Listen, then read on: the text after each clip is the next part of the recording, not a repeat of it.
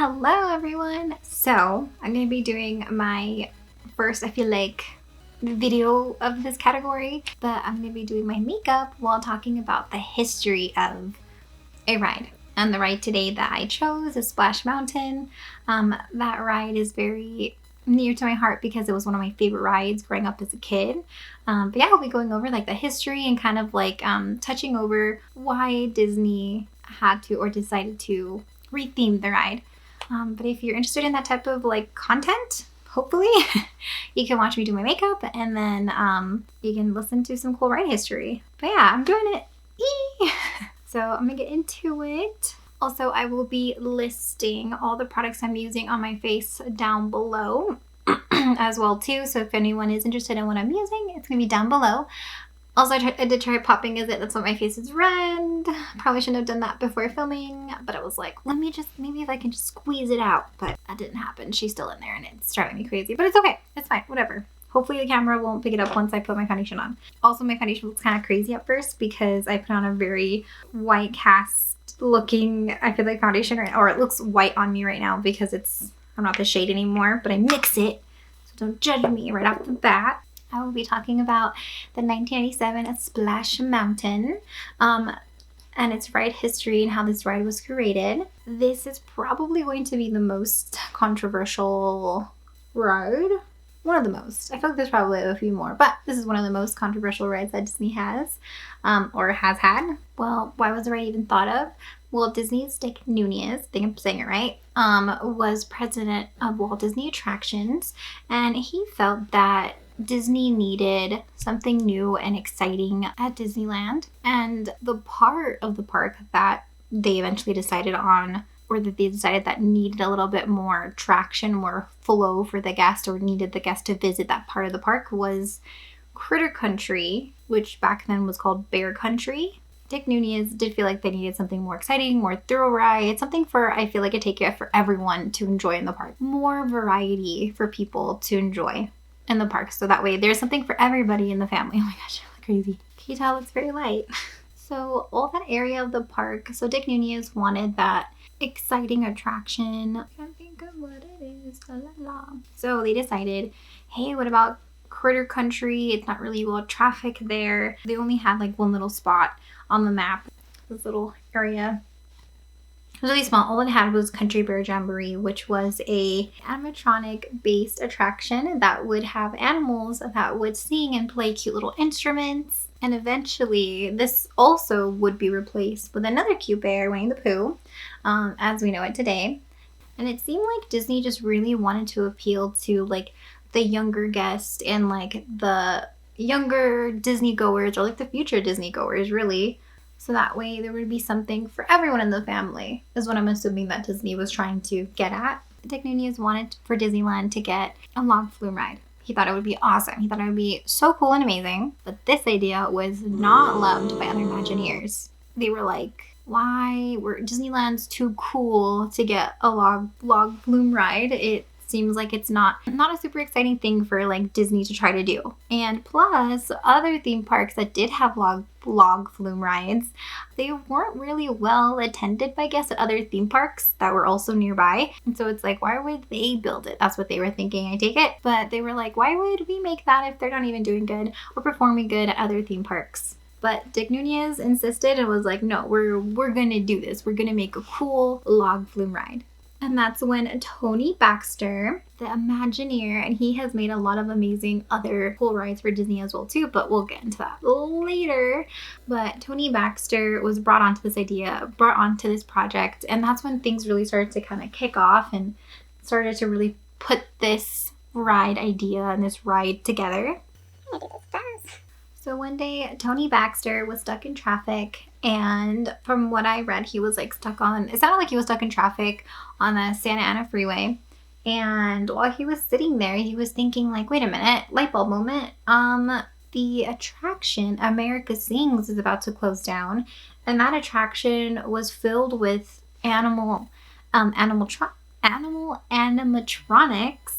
It's like, why don't we use that and take them and put them in Splash Mountain? And then more started going off like in his head where it's like, well, reuse it for this attraction. It'd be a shame for them to like be thrown away or just kept to get you know, probably collect dust. And quick history on America Sings. That is also audio animatronic filled with singing animals that would sing different songs from, like, it sounds like American history, or like it's a very like patriotic music, it sounds like they would sing. I've never seen any videos. They would sing songs from different points in like American history. Also, America Sings was where Carousel of Progress once was, and that has some sad darkness to it that I can cover later. If you know, you know, because I feel like that's kind of I think one of the most known that people do know about the tragedy that happened there. If you know, you know, but I'm going to cover it later if more people want to know. So it got Tony Baxter thinking about all these critters from the America Sings attraction, and it like clicked in his head that what about Brer Bear and Brer Rabbit and Brer Fox from the movie or the film Song of the South. And then originally Tony was thinking of calling this attraction Zippity River Run.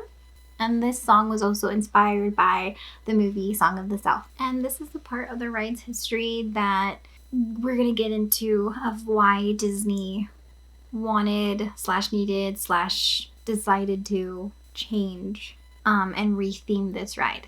What I gathered from researching this film, A Song of the South, it sounds like that it really glorified slavery in the film, from what I've gathered. I have never watched it, nor do I intend to watch it. I've only seen like a couple clips here and there from researching this. This was like Disney in the film never like announced that these characters were slaves, but so it was a little interesting. People feel very mixed feelings about it. And one of the main characters from Song of the South was Uncle Remus. And in this film, it was played by James Baskett. And he, I believe, was one of the first Black men to win an Oscar from playing this role. Or I think he was the second. I had two different things that I was reading, but he was one of the first, basically, to win an award, or a big award, an Oscar, from playing this role.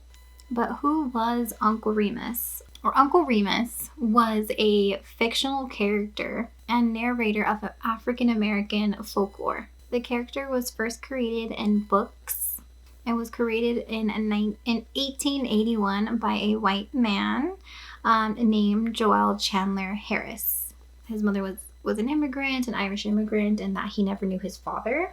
And this plays a role later. So fast forward, Harris in his teens decided to work at a plantation.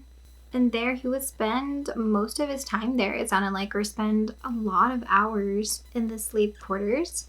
There he felt a connection with the slaves there, and like felt like he didn't fit in because he was a redhead, and he felt like he was like illegitimate. And it sounded like from other things I would read somewhere that he would be like the butt of a joke in a sense. Like people would always make fun of him, even though that's nowhere near, you know, slavery, but he had that connection. And there at the plantation, Harris heard these African American tales and stories and the folklore, and he was inspired. He felt like, I want to continue these stories, and he came up with Uncle Remus, a fictional character to help to continue to tell these stories that he heard. I believe he had about 7 or 8 books that were published. And these stories and these books are also what inspired Walt Disney to then create Song of the South. So 1946 was the premiere, and this movie was actually a financial success. Even though the books from Harris were also very popular too in 1888, they were very popular but also very controversial. So was the film for Walt Disney. So all that being said, Disney going in the direction of being more inclusive, being more diverse. This is why Disney decided to retheme this ride. So back into the making of Splash Mountain. That was about to be called Splash at one point because Disney Studios was coming out with a movie called Splash, which I remember that movie. It had Tom Hanks? Tom Hanks, yeah, is one of the main characters, or the main person in this movie, main characters. But this film, Splash, was about a mermaid, And then Tony Baxter was like, no, this is not going to match the theming of the ride. It cannot be called Splash. And they were like, okay. The executives are like, okay, what about Splash Mountain? And obviously that one took. I'm going to finish putting this on because I'm struggling. So then finally plans to build the attraction were known to the public in January of 1987. And Disney also knew then that this ride most likely will be controversial as well. But they were expecting to receive criticism since they knew that they were using the characters, the animated characters from the film Song of the South. Brer Bear, Brer Rabbit, and Brer Fox. Can't say those names. Say those really fast. So construction began in April of that year. I used so much powder, guys. Like, it's crazy how much powder. I look like a ghost face, but trust the process. I'm gonna kind of get through this little part and then I'm gonna do my eyes and kind of speed it up. And the cost of the ride ended up being one of the most expensive rides that Disney has made at the time. It cost around $75 million to make Splash Mountain, to make Splash Mountain. To put in perspective, the total cost of the park in 1955, it cost $17 million. If you translate that into when they were building Splash, that would have cost $80 million in 1987. So Splash cost $75 million. So it cost just as much as the whole park to originally build it. That's crazy. You'd think it would cost less because they reused the animatronics from the other attraction. So Disney decided to rename Bear Country to Critter Country. Also, they did it before the ride even opened, so they can get people excited for the newness to come, or the new ride to come. Splash Mountain was planned to open in January of 1989, but it was delayed twice because they were having some technical issues with the boats themselves, or like the boats. Originally, these boats were getting writers or the executives of Disney very soaked, like drenched. Like too much water was coming in the boat and getting on people. So they redesigned the boats. Instead of holding, originally they were supposed to hold 8, they brought them down to 7, and they added an underwater scoop so that way the water would be scooped there and not scooped inside and all over the person. Don't know what underwater scoop is, but sounds great. Even though I feel like, I don't know if anyone else felt this way, but I rode Splash Mountain a lot, and for some reason, the last couple times I went on it before its closure, I was drenched. And I was like, what's going on? I've always heard, and I think it's true, that they're able to higher or lower the water in the ride, so that way it's like it changes, like, hey, like if we raise the water, then people will get more wet. If we lower it, you get less wet. Yeah, towards the end they didn't care. It was like winter time and they were like, get soaked. So I don't know what happened there, but someone can confirm or deny. Pretty sure it's true. But anyway, towards the end, that's what I've noticed. So I'm just gonna finish my face real quick and my brows off camera. I'll come right back to do my eyes because I'm doing this much faster than I thought I was, or I'm reading this much faster, do my makeup way slower than I usually do. So I'll be right back with my eyes, coming back with doing my eyes. I'm gonna finish my face and my brows. All right, I'm back. I did my brows, I finished some blush. I made my cheeks look very glowy. I used a blush that I forgot I had, and then I forgot. I think I forgot about it because it was very, very highlighting. But whatever, I made it work. So once Disney figured out about the technical issues, about the boats, it was now time to advertise the ride. And the opening date would be set and would open on July 19th, 1989. Crazy how long that has been there already, and how long Disney honestly has been there already too. And then for opening day, Disney made a TV special called Ernest Goes to Splash Mountain. I don't know if anyone remembers, like the Ernest character. He was super popular in like the late 80s, early 90s. I remember like going to Hollywood Video or like Blockbuster and seeing like those movies everywhere, like being advertised. I don't remember if I watched any though. I feel like I probably have, because I remember his like voice. But they were very, very popular for pop culture at the time. But it seems like it was a pretty big deal for Disney to get this as well too. And basically the special was about Ernest conquering Splash Mountain. He was like a splash-astronaut or something like that they called it. And they made it seem like he was getting ready for the big day to ride the ride. And they made it seem like once he got off the ride, it's like, oh, would you recommend this ride? He's like, absolutely. And he has like the little bars attached to his hands, like he was gripping on for dear life, and he took the bars, the holding bars with him for the ride. So I was saying like, oh, it's really, really scary. So it was pretty cute, pretty funny, pretty cute. Very old school, very silly 80s humor and like montage type little stuff. But yeah, so Ernest was a really big thing back then. I'm pretty sure there's a ton of other, like, I think it was like a whole show. I don't know if there was multiple movies. I didn't research that part, but I remember him being a thing.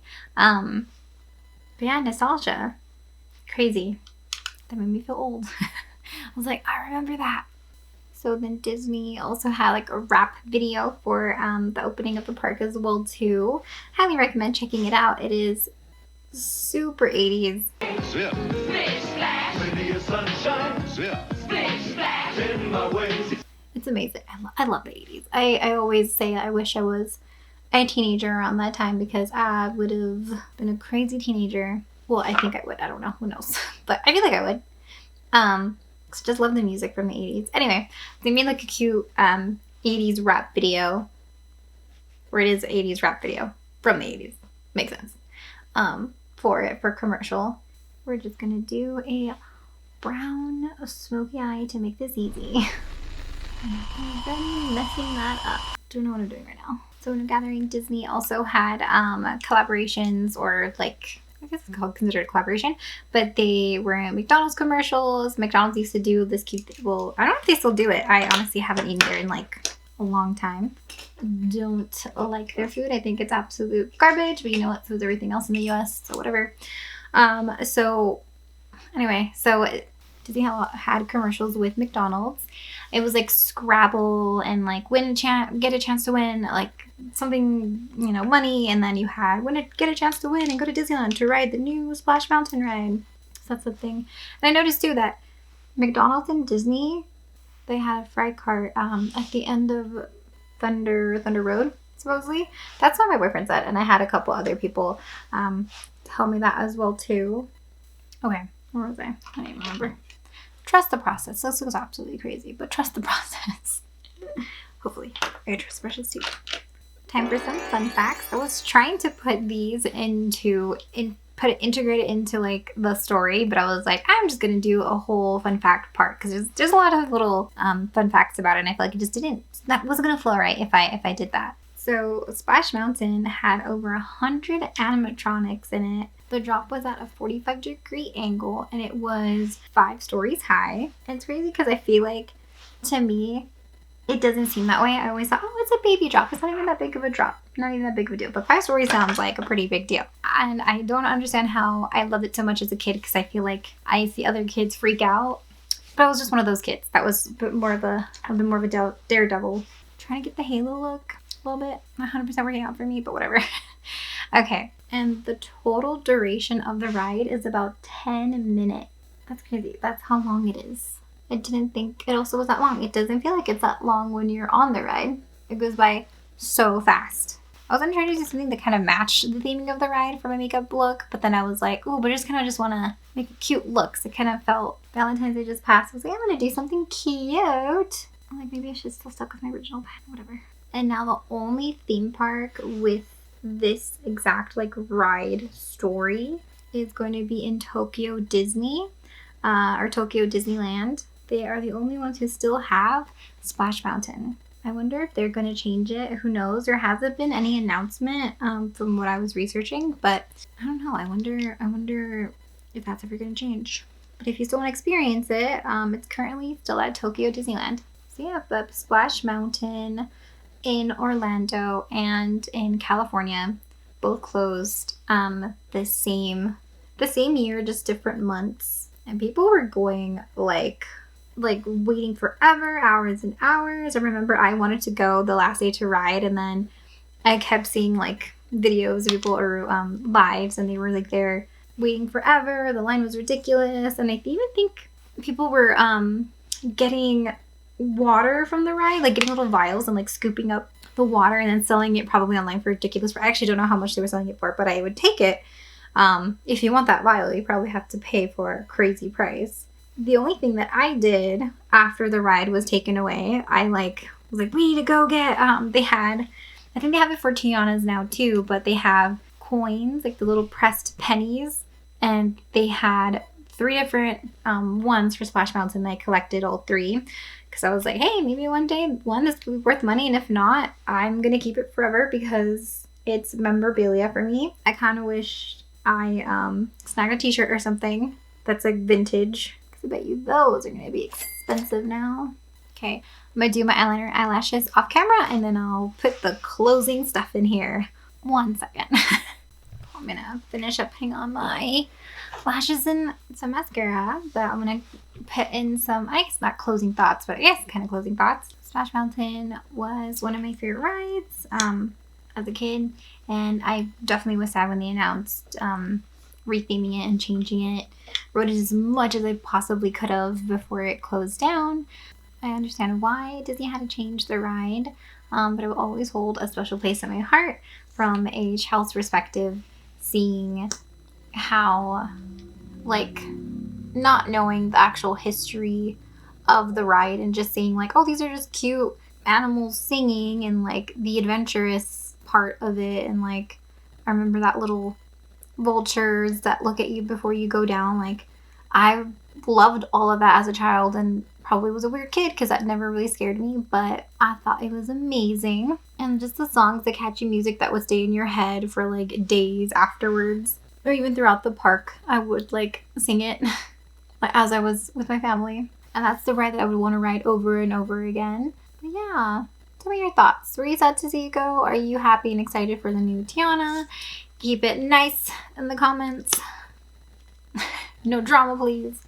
Because I know people can get really crazy heated about stuff. It's just a ride, guys. It's fascinating how they make these things and like how all the stuff goes into it. But yeah. Hopefully you have enjoyed this if you made it this far, and I'm gonna try to get better. This was much harder than I thought it was going to be. I was like, oh yeah, I could do this, have fun researching it, do my makeup. But anyway, okay, I'm gonna ramble on now. But thank you. If you have any other facts for me, please put them down at the comments below. I would love to know if I missed anything, and if you know any other cool stuff, or what your experiences with the ride was, if you love this ride. Yeah, awesome. Have a great day, and I do try to figure out what my next one is. Leave me recommendations. What other history rides, or even if it's not Disney, like, would you be interested in hearing about other theme parks history if it's not Disney, or theme park rides, or I can just do ride history? I don't know. Give me ideas. Whatever. We'll figure it out. Okay, bye.